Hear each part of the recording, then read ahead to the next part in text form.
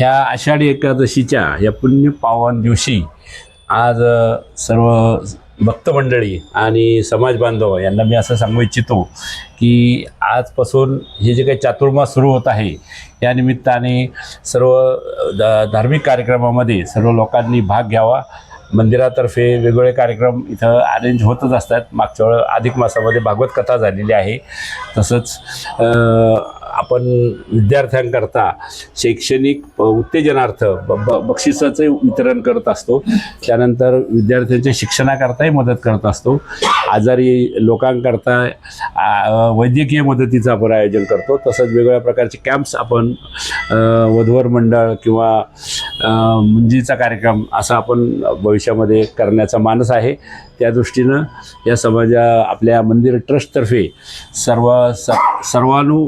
समावेशक अशा प्रकारचे कार्यक्रम भविष्यात अरेंज करणार आहोत।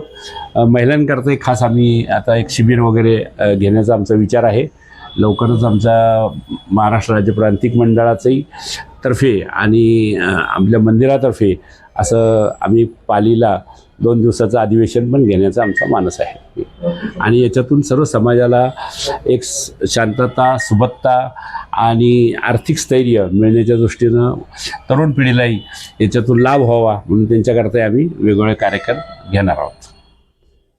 आज आपण ह्या संस्थेचे 142 परंपरेमध्ये संस्थेचे अध्यक्ष सूर्यकांत भाऊ बेलेकर आणि आमच्या संस्थेचे 20-25 असणारे सचिव मुकुंदराव निगुसकर आणि उपाध्यक्ष डी.एन. खुल्लम हे कडक प्रशासक आहे आणि पारदर्शक कारभारामुळे आमचा देशस्थ दैवज्ञ सुवर्णकार जो समाज आहे याला जो शैक्षणिक आधार मिळतो हीच संस्था आमची गौरवशाली आहे। अशी का विद्यार्थी गुणवंत आणि प्रज्ञावंत विद्यार्थ्यांना शैक्षणिक कर्ज देऊन आज डॉक्टर, इंजिनियर वेगवेगळ्या क्षेत्रामध्ये समाजातील युवकांना पुढे आणलेलं आहे।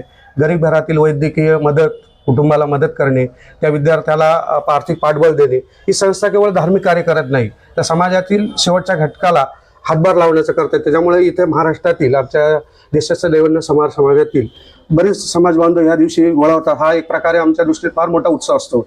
विठ्ठलाच्या पांडुरंगामुळे आज आमचा समाज बराच प्रगतीपथावर आहे। याचं सगळं श्रेय आमच्या कल्याण संस्थेचे माजी अध्यक्ष, आत्ताचे जे अध्यक्ष पदाधिकारी, आमचे कार्यकर्ते चेतन काळदंते, ईश्वर खोल्लम, बाकीचे जे आमचे कार्यकारिणी मंडळीमध्ये सदस्य आहे एकोपाने कामं करतात। प्रचंड उरक आमच्या कामामध्ये आम्ही कामात काम काढून कोणतेही भांडण न करता या संस्थेला आज अशा शिखर संस्थेवर पोहोचवलेलं आहे।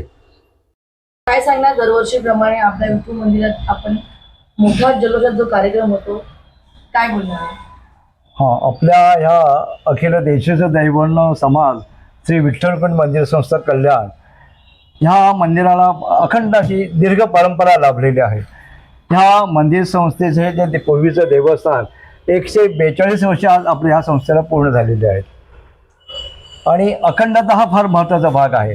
ह्या मंदिरामध्ये समाजसेवा बरोबरच धार्मिक अंग, आपली जी हिंदू संस्कृती, हिंदू धर्म आहे त्या अनुषंगानं इथे धर्माचं संगोपन केलं जातं, धर्माचं संवर्धन केलं जातं आणि त्या अनुषंगानं ही मंदिर संस्था जरी देशस्थ दैवज्ञ सोनार समाजाची असली तरी अखिल राज्य धर्मासाठी इथे ज्ञानदान, अन्नदान केलं जातं।